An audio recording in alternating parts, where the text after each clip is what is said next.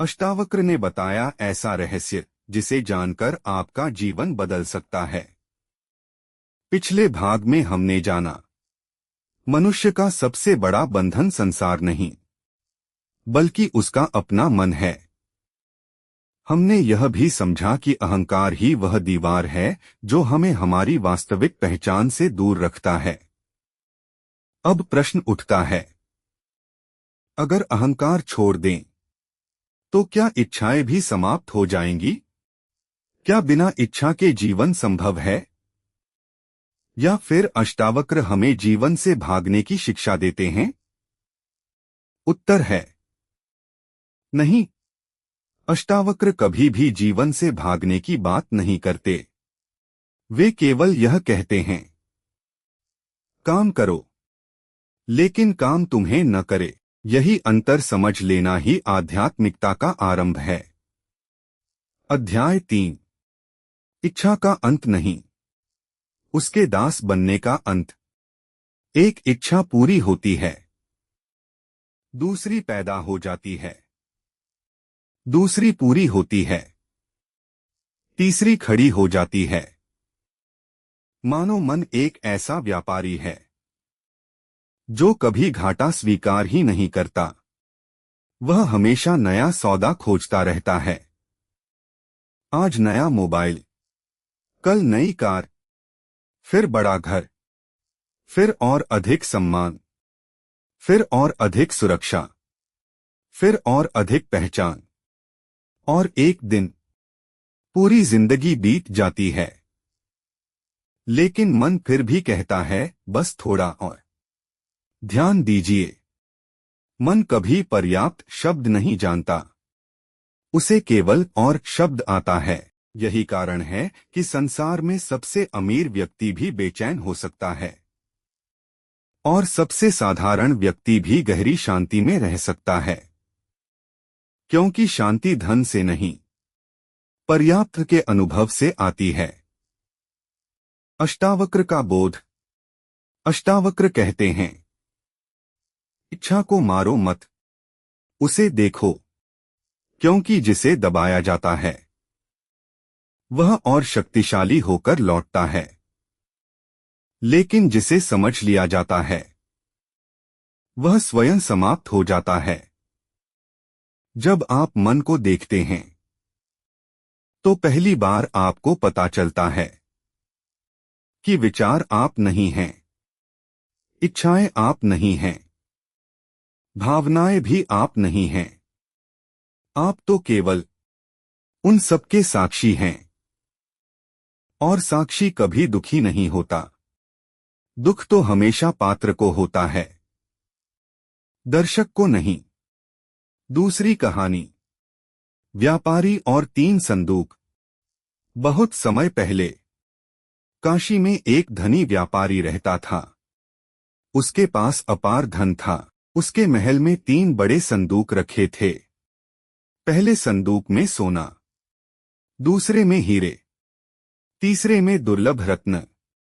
हर रात वह सोने से पहले तीनों संदूकों को खोलकर देखता, उन्हें गिनता, फिर ताले लगाता। फिर भी पूरी रात सो नहीं पाता। उसे डर रहता, कहीं चोरी न हो जाए। एक दिन शहर में एक साधु आए। व्यापारी ने पूछा, महाराज, इतना धन होने के बाद भी मुझे शांति क्यों नहीं मिलती? साधु मुस्कुराए। उन्होंने कहा, कल सुबह मेरे साथ नदी किनारे चलना। अगली सुबह दोनों नदी के पास पहुंचे। साधु ने व्यापारी को एक बड़ा पत्थर उठाने को कहा। व्यापारी ने उठा लिया। साधु बोले, अब इसे लेकर चलते रहो। कुछ ही देर में व्यापारी थक गया। उसने कहा, गुरुदेव, अब यह भारी लगने लगा है। साधु ने पूछा, जब उठाया था तब कितना भारी था? व्यापारी बोला, उतना ही जितना अभी है। साधु मुस्कुराए। पत्थर भारी नहीं हुआ, उसे लंबे समय तक पकड़े रखना भारी हो गया। फिर साधु ने कहा, तुम्हारे तीनों संदूक भी ऐसे ही हैं। धन तुम्हें नहीं दबा रहा, उसे खोने का भय तुम्हें दबा रहा है। तुम धन के मालिक नहीं रहे, धन तुम्हारा मालिक बन गया है। व्यापारी की आंखों से आंसू बहने लगे। उस दिन पहली बार उसने समझा, समस्या धन नहीं, आसक्ति थी। बोध। दोस्तों, हम सभी के जीवन में कुछ न कुछ संदूक हैं। किसी के लिए बैंक बैलेंस, किसी के लिए नौकरी, किसी के लिए रिश्ता, किसी के लिए सोशल मीडिया की पहचान। इनमें से कोई भी गलत नहीं है। गलत केवल एक बात है, अगर इनके बिना हम स्वयं को अधूरा समझने लगें। अध्याय 4। सफलता क्यों भागती है? क्या आपने कभी देखा है, जब आप किसी व्यक्ति को प्रभावित करने की बहुत कोशिश करते हैं, वहीं सबसे अधिक असहज महसूस करते हैं? जब परीक्षा में केवल परिणाम के बारे में सोचते हैं, गलतियां बढ़ जाती हैं। जब खिलाड़ी केवल जीत के बारे में सोचता है, उसका खेल बिगड़ जाता है। क्यों? क्योंकि ध्यान वर्तमान से हटकर भविष्य में चला जाता है। अष्टावक्र कहते हैं, जो वर्तमान में पूर्ण है, उसे भविष्य की चिंता नहीं होती। यही शून्यता है। शून्यता का अर्थ है, कार्य करो, लेकिन परिणाम का बोझ मत उठाओ। बीज बो दो, फल का समय प्रकृति पर छोड़ दो। तीसरा बोध। एक धनुर्धर से पूछा गया, तुम निशाना कैसे नहीं चूकते? उसने उत्तर दिया, मैं लक्ष्य को नहीं मारता, मैं केवल तीर छोड़ता हूं। जब तीर छूट जाता है, वह मेरे नियंत्रण में नहीं रहता। मेरे हाथ में केवल एक क्षण था, उसे मैंने पूरी सजगता से जिया। बाकी प्रकृति का काम है। यही कर्मयोग है। यही अष्टावक्र का शून्य है। एक मौन प्रयोग। अभी, इसी क्षण, अपनी आंखें बंद कीजिए। सिर्फ 30 सेकंड के लिए। अपने मन को मत रोकिए, उसे भागने दीजिए। विचार आएंगे, योजनाएं आएंगी, पुरानी बातें आएंगी, भविष्य की चिंताएं आएंगी। अब केवल एक बात देखिए, जो इन सबको देख रहा है। वह कौन है?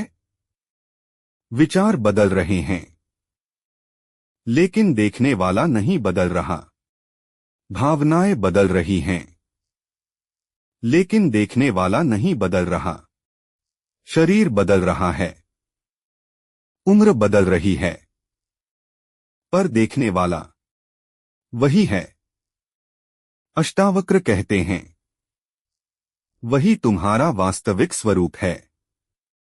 भाग 2 का समापन। आज हमने समझा, इच्छा समस्या नहीं, उसकी गुलामी समस्या है। धन समस्या नहीं, उसे खोने का भय समस्या है। सफलता बुरी नहीं, लेकिन सफलता में स्वयं को खो देना दुख का कारण है। और सबसे महत्वपूर्ण, जब तुम साक्षी बनते हो, तभी भीतर शून्यता जन्म लेती है। लेकिन अभी यात्रा पूरी नहीं हुई है। अगले भाग में हम जानेंगे एक राजा की ऐसी कथा जिसने युद्ध जीता, लेकिन स्वयं से हार गया। मृत्यु का सबसे बड़ा रहस्य, जिसे अष्टावक्र केवल एक वाक्य में समझा देते हैं। क्यों कुछ न बनना ही सबसे बड़ी उपलब्धि है। और वह आंतरिक परिवर्तन, जिसके बाद सफलता आपके पीछे चलने लगती है। यहीं से इस यात्रा का सबसे गहरा अध्याय आरंभ होगा। अष्टावक्र ने बताया ऐसा रहस्य, जिसे जानकर आपका जीवन बदल सकता है। भाग 3। जरा कल्पना कीजिए, आपके पास सब कुछ है। धन, परिवार, सम्मान, सफलता। लोग आपकी प्रशंसा करते हैं। लेकिन एक रात, जब सब सो जाते हैं, आप अकेले अपने कमरे में बैठे हैं। चारों ओर सन्नाटा है। तभी भीतर से एक आवाज आती है, क्या बस यही जीवन है? यही प्रश्न इतिहास के हर जागृत व्यक्ति के भीतर उठा। राजा जनक, बुद्ध, महावीर, और यही प्रश्न शायद आज आपके भीतर भी कभी न कभी उठा होगा। यही प्रश्न जागरण की शुरुआत है। अध्याय 5। सबसे बड़ा युद्ध बाहर नहीं, भीतर है। हम सोचते हैं हमारा संघर्ष दुनिया से है, लेकिन अष्टावक्र कहते हैं तुम्हारा संघर्ष किसी और से नहीं, अपने ही मन से है। मन हर समय तुलना करता है। उसके पास जो है वह पर्याप्त नहीं, दूसरे के पास जो है वही चाहिए। यही तुलना धीरे धीरे ईर्ष्या बन जाती है। ईर्ष्या क्रोध बन जाती है। क्रोध दुख बन जाता है। और दुख जीवन की आदत बन जाता है।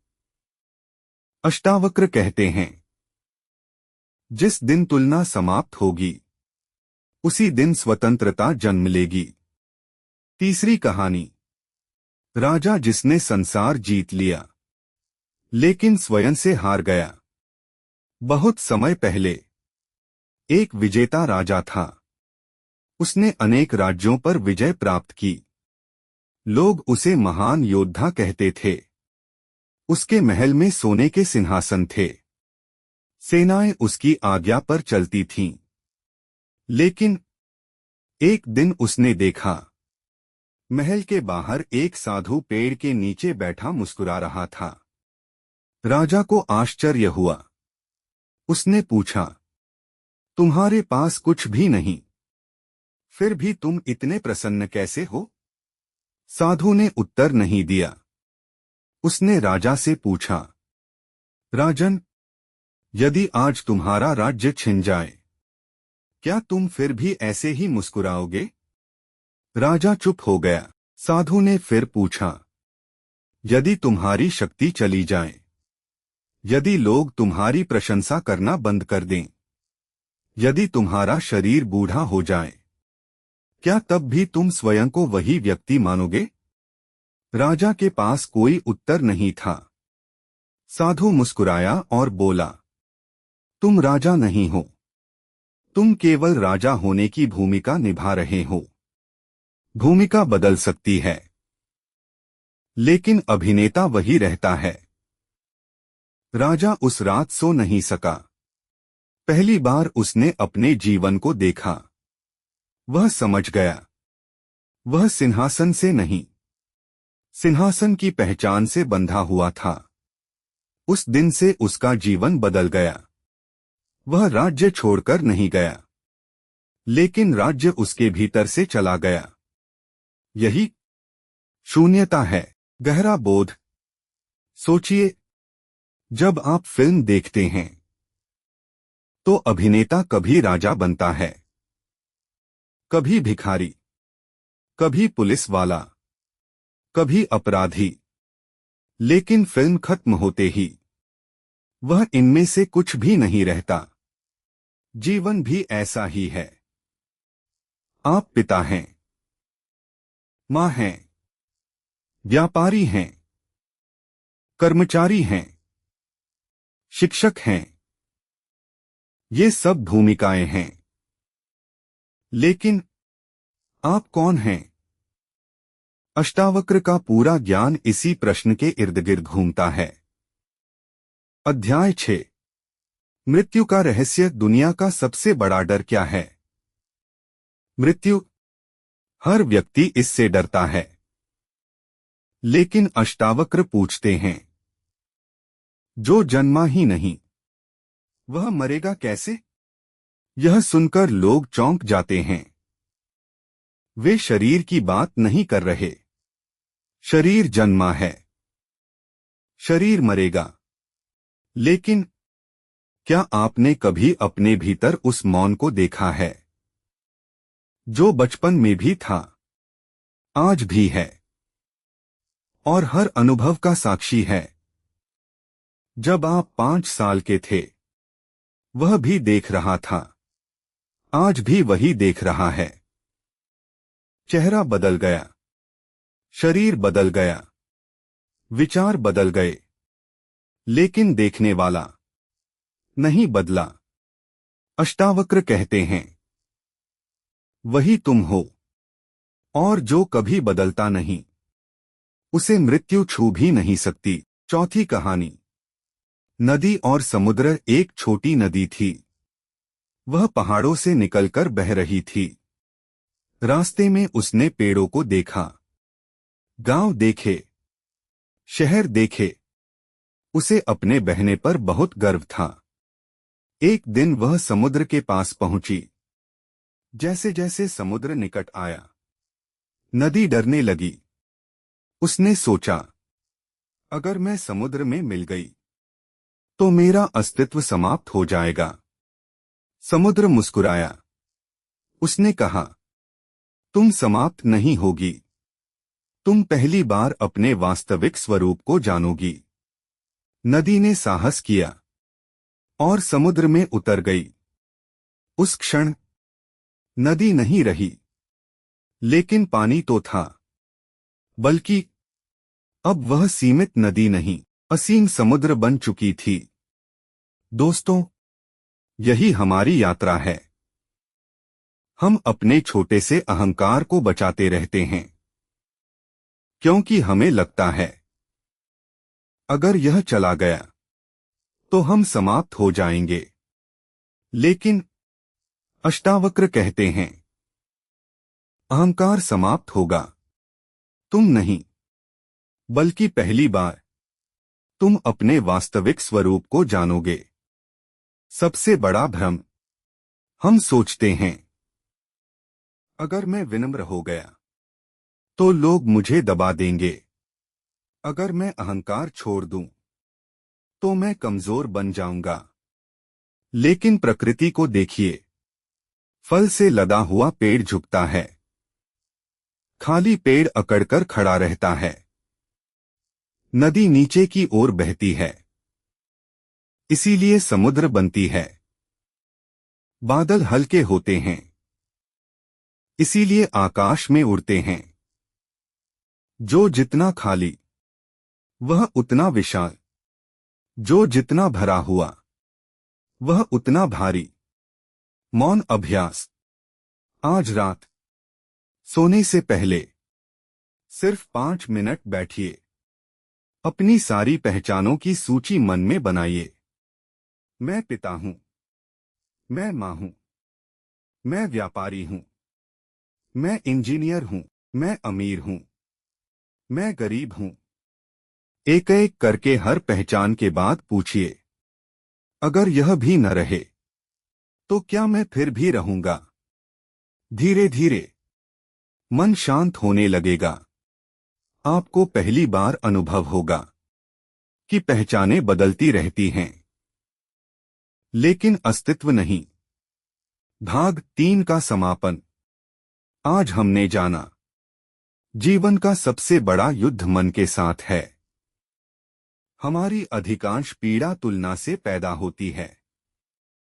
हम अपनी भूमिकाओं को ही अपना वास्तविक स्वरूप मान बैठे हैं। मृत्यु केवल शरीर की होती है, साक्षी की नहीं।